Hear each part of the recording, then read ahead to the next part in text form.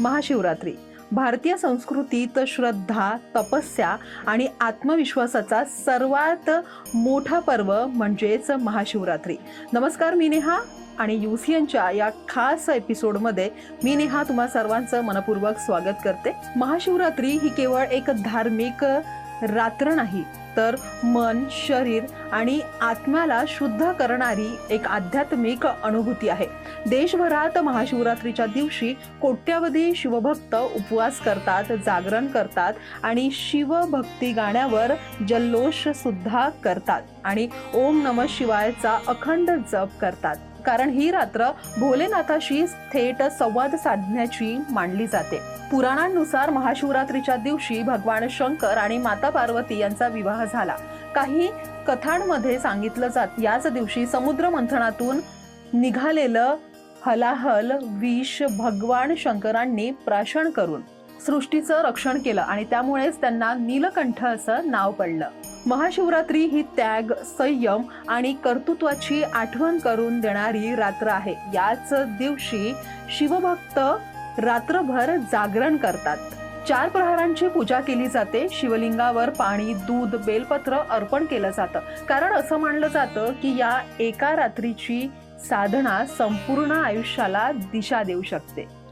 काशी विश्वनाथ, केदारनाथ, महाकालेश्वर, रामेश्वर अशा देशभरातील प्रसिद्ध शिवमंदिरांमध्ये महाशिवरात्रीला भाविकांची अक्षरशः मोठ्या प्रमाणात गर्दी आपल्याला पाहायला मिळते. शिवभक्तीचा हा महासागर देशाच्या कानाकोपऱ्यातून आपल्याला दिसून येतं. मात्र याच दिवशी शिवभक्तांच्या महासागरात विदर्भाच्या मातीत रुजलेली ही एक परंपरा आहे. ती म्हणजे नागपूर पासून तर चौरागड पर्यंत चालणाऱ्या त्रिशूल यात्रेची. महाशिवरात्री जवळ आली की नागपूरमध्ये एक वेगळंच वातावरण दिसून येते. घराघरात, गल्लोगल्लीत आणि कारागिरांच्या कार्यशाळांमध्ये त्रिशूल तयार होऊ लागतात. लोखंडी त्रिशूल, लाकडी त्रिशूल, काही छोटे तर काही प्रचंड मोठे असे त्रिशूल केवळ धातूंचे नसतात, तर त्यामध्ये असते भाविकांची श्रद्धा, नवस, विश्वास आणि कृतज्ञता सामावलेली असते. कोणी आजारापासून बरा झाल्यावर नवस पूर्ण करण्यासाठी त्रिशूल उचलतो, तर कुणी नोकरी, व्यवसाय किंवा कुटुंबातील सुख शांतीसाठी केलेल्या प्रार्थनेनंतर त्रिशूल अर्पण करतो, तर कुणी कोणताही नवस नसतानाही केवळ भोलेनाथाच्या चरणी आपली श्रद्धा अर्पण करण्यासाठी हा प्रवास करतो.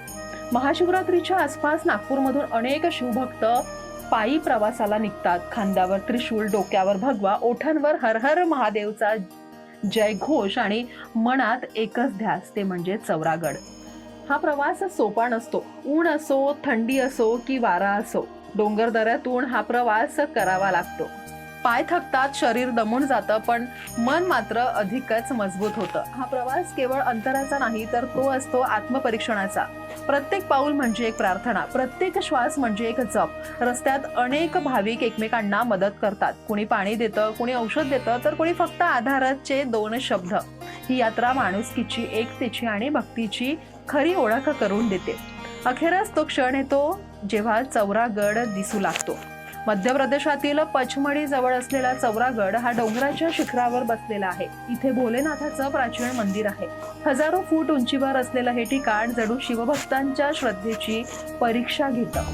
शेवटची चढण सर्वांना कठीण असते, पण जेव्हा भाविक मंदिराच्या परिसरात पोहोचतो तेव्हा सगळा थकवा एका क्षणात नाहीसा होतो.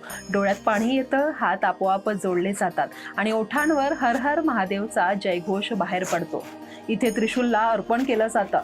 मनोकामना, कृतज्ञता व्यक्त केली जाते. काही भाविक शांत बसून ध्यान करतात, तर काहींच्या डोळ्यात समाधान आणि आनंदाचं अश्रू असतात. महाशिवरात्रीचं आपल्याला शिकवते की श्रद्धा ही केवळ मंदिरात नसते, तर ती प्रवासात, कष्टात आणि समर्पणात असते. नागपूर ते चौरागडचा हा त्रिशूल प्रवास केवळ एक परंपरा नाही, तर तो विश्वासाचा, भक्तीचा आणि आत्मबळाचा मार्ग आहे. भोलेनाथाला काहीच नको, फक्त मनापासून केलेली प्रार्थना आणि प्रामाणिक श्रद्धा. आणि याच श्रद्धेच्या बळावर दरवर्षी हजारो भाविक हा प्रवास सुरू करतात, जी आपल्याला शांत शिकवते, संयम शिकवते आणि सांगते की भोलेनाथ कायमच आपल्या सोबत आहे. हर हर महादेव. आता महाशिवरात्री येऊन राहिली, जवळपास 12-13 दिवस राहिलेलं आहे आणि शिवरात्री तयारी हे दिवाळीपासून सुरू होऊन जाते. लहान मोठे सर्वच पानं बनतात आमच्याकडे. कमीत कमी त्रिशूल आमच्याकडे समजायला 1100 किलो पर्यंत बनलेलं आहे आतापर्यंत. 100 किलो पासून मोठे त्रिशूल जातात आणि लहान त्रिशूल जे राहते ते 1 पाव 1.25 किलो हे जास्त चालतात. आणि हे त्रिशूल जसं कोणाच्या मन्नतीचे राहते, कोणी स्वइच्छेनं लावतात मंदिरात, कोणी शेतात लावतात, कोणी मंदिरात लावतात. आणि काही लोकांचे जे अस्तित्व राहते किंवा देवाला चढवायचे आहे तर त्यांच्या मानसन्मानासाठी ते लोक त्यांच्याकडून ते गिफ्ट घेऊन जातात महाशिवरात्रीसाठी.